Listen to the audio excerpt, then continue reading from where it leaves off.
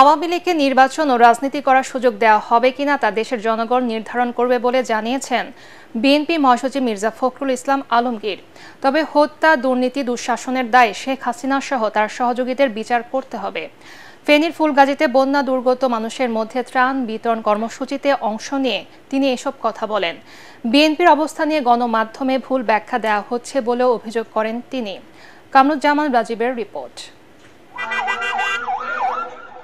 BNP chairperson Begum Khaleda জিয়ার পৈতৃক নিবাস ফুলগাজী শ্রীপুরে ইস্কান্দার মজুমদার বাড়ি প্রাঙ্গণে ফেনীর বন্যা দুর্গত মানুষের মধ্যে শিক্ষা উপকরণ ও ঢেউটিন বিতরণ অনুষ্ঠানে যোগ দেন বিএনপি মহাসচিব।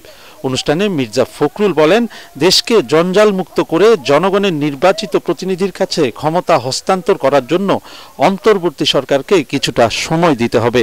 আওয়ামী লীগকে নিষিদ্ধের বিষয়ে বিএনপির অবস্থান প্রসঙ্গে অপব্যাখ্যা দেয়া হচ্ছে দাবি করে ফখরুল বলেন, তাদের রাজনীতি করার অধিকার আছে কি না তা জনগণ ঠিক করবে।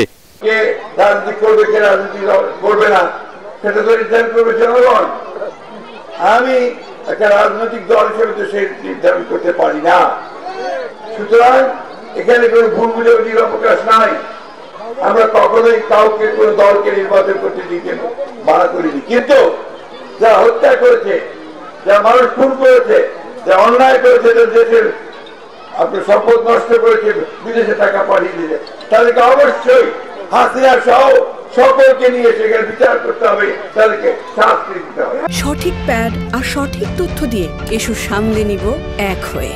Mona Lisa sanitary napkin. পরে ছাগলনাইয়ায় ৭ নভেম্বর বিপ্লব ও সংহতি দিবস উপলক্ষে জনসভায় অংশ নিয়ে মির্জা ফখরুল বলেন, ফ্যাসিস্ট হাসিনা সরকারের অমানবিক নির্যাতনের শিকার হয়েও বিএনপি মাথা নত করেনি। স্বৈরাচারের বিদায়ের পর মানুষ যে স্বপ্ন দেখছে তা নস্যাৎ হতে দেয়া যাবে না। দ্রুত নির্বাচন কেন্দ্রিক সংস্কার করে অন্তর্বর্তী সরকারকে নির্বাচন দেওয়ার দাবি জানান তিনি। ৩ মাস পর হয়ে গেল, এই সরকারের কাছে আশা করেছিলাম তারা আমাদেরকে পথ দেখাবেন, একটা রোড ম্যাপ আমরা বারবার চেয়েছি। আবারও বলছি যে অনুগ্রহ করে সংস্কার দিল, নির্বাচন কেন্দ্রিক সরকার সংস্কার প্রয়োজন, সেই সংস্কারগুলোকে দ্রুত করে যত দ্রুত নির্বাচন দেবেন ততই জাতির জন্য মঙ্গল। কারণ যতই নির্বাচন দেরি হবে ততই বেশি সমস্যাগুলো আরো বাড়বে। অন্যদিকে কুড়িগ্রামের উলিপুর উপজেলা বিএনপি আয়োজিত জনসভায় বিএনপির স্থায়ী কমিটির সদস্য আমির খসরু মাহমুদ চৌধুরী বলেন, অন্তর্বর্তী সরকারকে মানুষের প্রত্যাশা পূরণে কাজ করতে হবে। প্রধানমন্ত্রীর হাতে সব ক্ষমতা দেওয়া, যার মাধ্যমে হাসিনার মতো দৈত্য সৃষ্টি হয়েছে, সেই দৈত্য যাতে সৃষ্টি না হয়, ক্ষমতার বন্টন হবে। কামরুজ্জামান রাজীব, এটিএন বাংলা।